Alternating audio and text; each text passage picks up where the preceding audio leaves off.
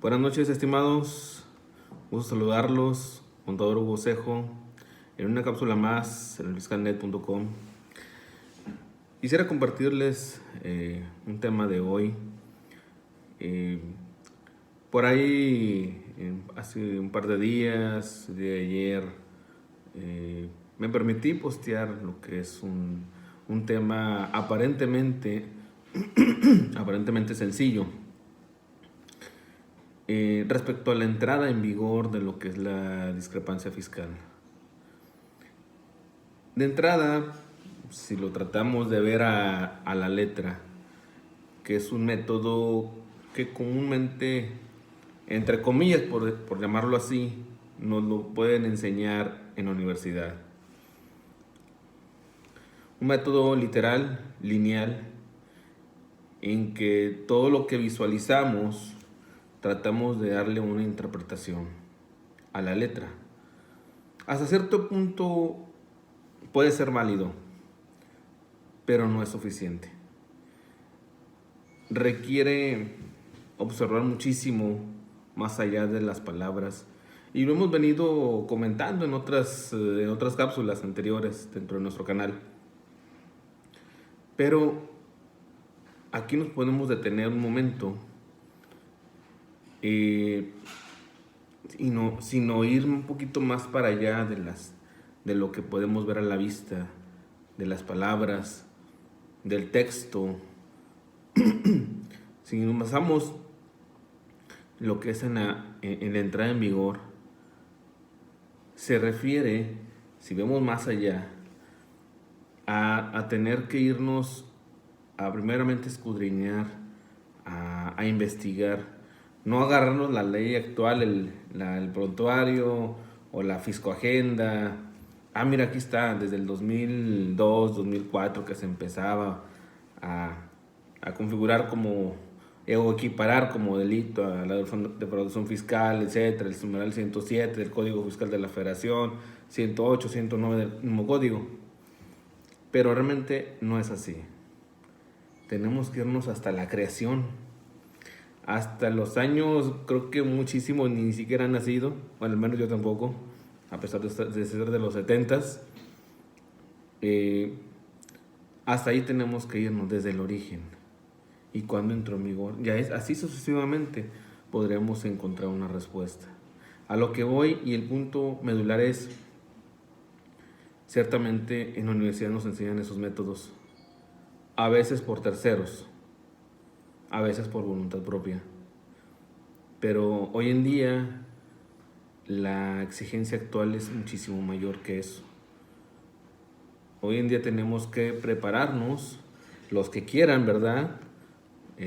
Porque lamentablemente hay quienes no les gusta la preparación, y la verdad que es algo que te da mucho rendimiento. Entonces, bajo ese parámetro, podemos dilucidar, podemos disentir de diferentes y observar diferentes opiniones. Ese es por un lado en cuestión de la discrepancia. Ahora, más bien el origen. Ahora, pongamos un ejemplo sencillo. ¿Qué es una discrepancia? Es una diferencia de un resultado que, entre comillas, aparentemente es lo que yo gasto de más respecto a mi ingreso. Es decir, en otras palabras coloquiales o más sencillas, si yo tengo un ingreso de 1,000 pesos y me gasto 2,000, puede decir la autoridad, me debes 1,000 pesos, sobre la diferencia te voy a calcular un impuesto. Y no es así. Primero te tiene que notificar, se tiene que fincar, se tiene que motivar.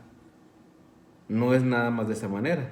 Quizá muchos se quedaron allá por el 107, en el año 2000, 2002, en que sí se estipulaba la letra, pero aún así teníamos que acudir conforme a derecho al Código Fiscal de la Federación. ¿Qué significa? Ponernos en palabras más sencillas. Si yo recibo un donativo, si recibo un préstamo, un traspaso, o adquiero un crédito, ya tengo digamos, una cantidad de ingreso, y sobre eso yo tengo más erogaciones.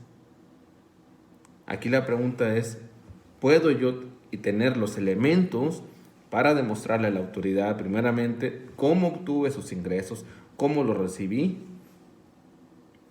Y a la postre, ¿puedo también demostrar en qué los gasté? Naturalmente.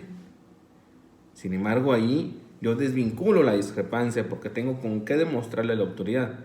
No solamente es decir, ingresos 1,000 pesos, gastos 2,000, la diferencia es 1,000, discrepancia. No es así.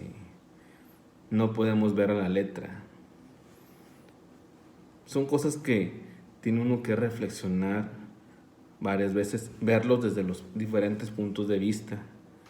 No solamente el fiscal, sino también el Código Fiscal de la Federación, entre otras fuentes, ¿verdad? Como contadores, a pesar de que no son abogados,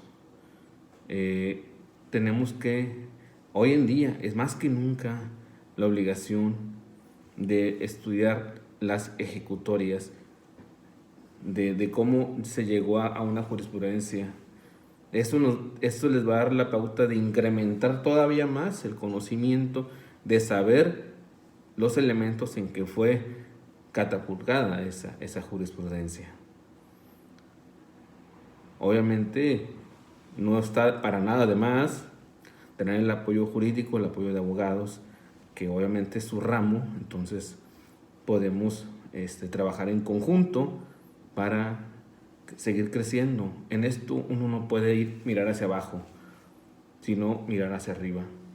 Entonces, siempre en constante evolución. El contador debe evolucionar.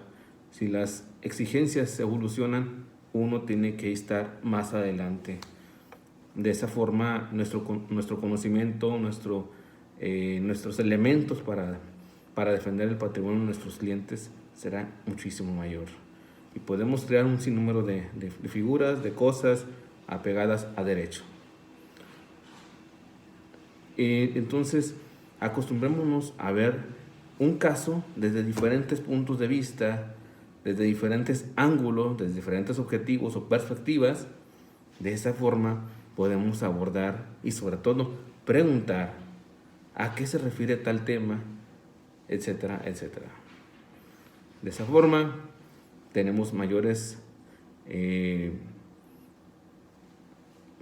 aportaciones para poder dilucidar un tema y poder desentrañarlo en su totalidad.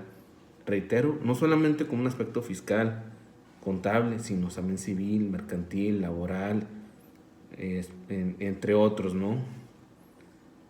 De esa forma se interpreta muchísimo más la rama de la interpretación en cuestión de la deontológica jurídica, en cuestión del método sistemático, método literal, entre otras fuentes, teológico, ayudan muchísimo. Obviamente, algunos podrán cuestionar, oye, ¿pero qué es eso? Bueno, hay que investigar, acostumbrémonos a investigar y de esa forma podemos seguir creciendo dentro de nuestras áreas de oportunidad. De esa forma, ahorita lejos de la pandemia, lejos del coronavirus, o ya como se le llame, sigámonos preparando, sigámonos estudiando, capacitando, porque esto no termina, esto sigue. Un saludo para cada uno de ustedes y muy buenas noches.